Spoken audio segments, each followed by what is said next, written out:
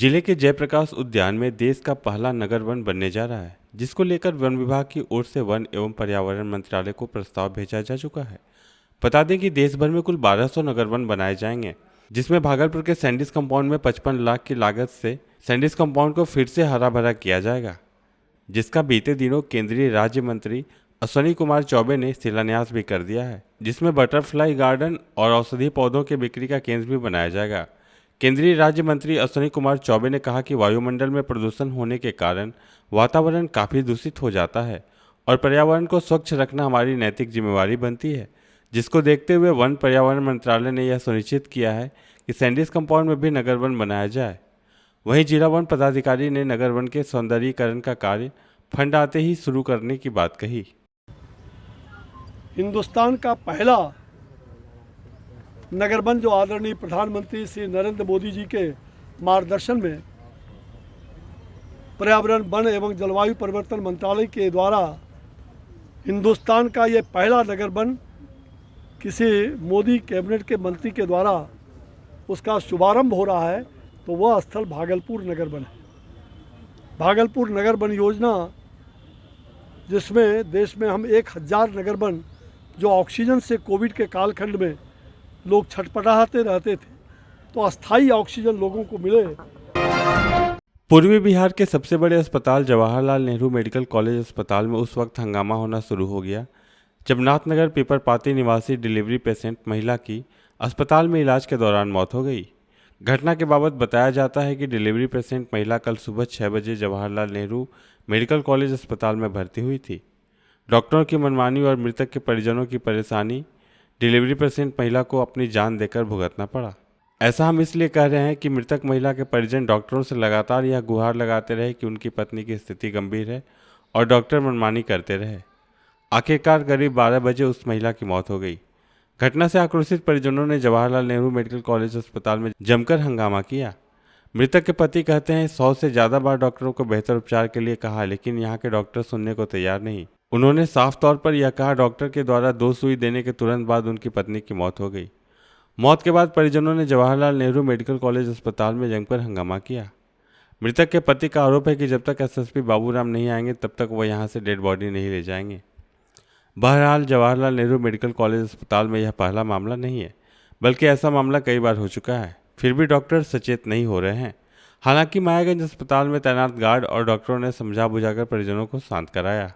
हमको जो सजा देंगे वो लेने के लिए तैयार हैं। डॉक्टर ज्यादा जाते थे, वो डॉक्टर क्या बोले, डॉक्टर क्या बोला, तुम ज्यादा भूखा होगा, जाओ तुम्हारा पत्नी मर जाएगा। बस 2 सुइया दिया घप घप, और उसके बाद 10 मिनट के बाद बोला कि मर गया। 2 सुई दिया है और अब इसका हमको छानबीन चाहिए, वो कौन सा दिया है, और ये बॉडी को उठाने के लिए इस लहाज से गुजरना पड़ेगा, ये मेरा गारंटी है। बकरीद पर्व को लेकर भागलपुर व आसपास के तमाम मस्जिदों में नमाजियों ने नमाज अदा की। मौलाना चक, शाह मार्केट, ताजंगी, ततारपुर, बरहपुरा, सीटीएस मैदान के अलावा कई दरगाह में बकरीद की नमाज शांतिपूर्ण अदा की गई। सभी ने एक दूसरे से गले मिलकर स्वस्थ रहने की दुआ की। पिछले 2 सालों से कोरोना को लेकर बकरीद की नमाज अदा नहीं की गई थी, लेकिन इस बार लोगों ने एक दूसरे के साथ मिलकर हजारों की संख्या में नमाज में शामिल हुए और नमाज के बाद एक दूसरे के गले लगकर बकरीद की मुबारकबाद दी। बकरीद को लेकर प्रशासन की ओर से सुरक्षा के पुख्ता इंतजाम किए गए थे। लोगों ने आपसी भाईचारा का संदेश भी दिया। नमाजियों ने देश में अमन, चैन व शांति की दुआ मांगी। साथ ही संदेश दिया कि कुर्बानी के जानवरों के अवशेष को इधर उधर ना फेंकें। शाह फखरे आलम ने कहा कि दूसरे धर्म के भावनाओं का ख्याल रखते हुए त्यौहार को सौहार्दपूर्ण वातावरण में मनाएं, जिससे देश में अमन व चैन का संदेश जाए। ये प्रेम का, सद्भाव का, मोहब्बत का और त्याग और बलिदान का, कुर्बानी का त्यौहार है। कुर्बानी, त्याग और बलिदान इस माने में कि जो हमारा ईश्वर है, अल्लाह है, जिसने हमें ज़िंदगी बख्शी है, उसके हुक्म और उसकी चाहत के आगे हम अपनी चाहत को कुर्बान करने वाले बने। सबौर थाना क्षेत्र के लैलक के वार्ड संख्या 5 की रहने वाली 14 साल की 8वीं की छात्रा अरविंद यादव की पुत्री शिल्पी का शव एक बगीचे में पेड़ के आम से लटका हुआ मिला। बताते चले कि अरविंद यादव की पुत्री शिल्पी अपने घर से 9 महीने से गायब थी। लड़की के पिता अरविंद यादव ने कहा, मेरी बेटी 9 महीने से घर से फरार थी और 9 महीने बाद जब देखा तो आम के पेड़ में गले में फंदा बांधे लटकी मिली। उन्होंने यह भी बताया कि प्रेमी केला यादव के घर से महज 100 मीटर की दूरी पर यह बगीचा है, वहीं पर मेरी बेटी की लाश मिली। बताते चले कि उनके पिता का शक उसके प्रेमी पर है। उनके पिता ने कहा कि गांव का ही एक लड़का केला मंडल के साथ मेरी बेटी का प्रेम प्रसंग चल रहा था। मना करने के बाद केला मंडल ने ही इस घटना को अंजाम दिया है। पुलिस शव को अपने कब्जे में लेकर शिनाख्त में जुट गई है। घटना हुआ है, प्रेम प्रसंग था कैली मंडल के साथ। कैली मंडल 9 महीना पहले लेके भागा था, फिर आया तो मृत थे ही देखे। कहाँ पे मिला सब? लैलक में ही मिला, धोबिया टोला में।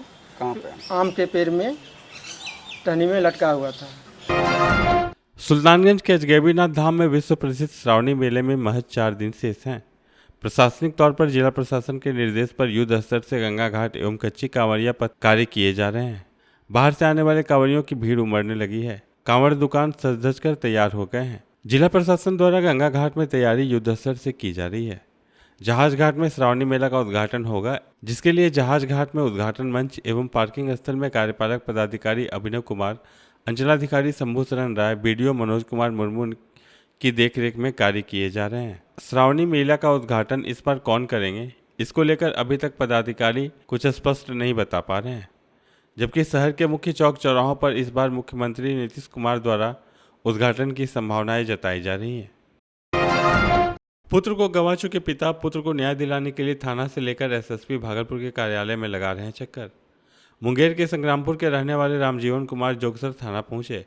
उन्होंने पुलिस को उन संदिग्धों के नाम बताए जो उनके बेटे की हत्या में शामिल हो सकते हैं। हम आपको बता दें कि 7 जून को जोगसर थाना क्षेत्र के गोनरलाल लेन में किराए के मकान में इंटर के छात्र सौरभ कुमार की संदिग्ध परिस्थिति में मौत हो गई थी। वहीं रामजीवन कुमार ने बताया कि किराए के उसी मकान में उनके बेटे की हत्या का राज छिपा है। उनका कहना है कि जिस दिन वह अपने बेटे के शव को फंदे से नीचे उतार रहे थे, उस समय मोबाइल से ही कई फोटो लिए थे। अपना मोबाइल जब बगल में ही रहने वाले एक व्यक्ति के यहाँ चार्ज पर लगाया तो उस व्यक्ति ने कई फोटो को डिलीट कर दिया था। वहीं इस कुकृत्य में मकान मालिक का भी हाथ होने का संदेह जताया है। इस घटना के बाद माता पिता अपने मृत पुत्र को न्याय दिलाने के लिए थाना से लेकर वरीय अधिकारियों के पास न्याय की गुहार लगा रहे हैं। हत्या सत्यम कुमार सत्यवीर है, गुड़िया कुमारी है, शिवम कुमार है, उसके बाद उसका चचेरा भाई डिप्टी है, एक हमारे रूम के बगल में है शुभम मिश्रा करके। बाकी मकान मालिक का भी हाथ है। हत्या का वजह क्या हो सकता है? हत्या का वजह है सत्यम कुमार से मेरा पैसा का लेन देन था। अब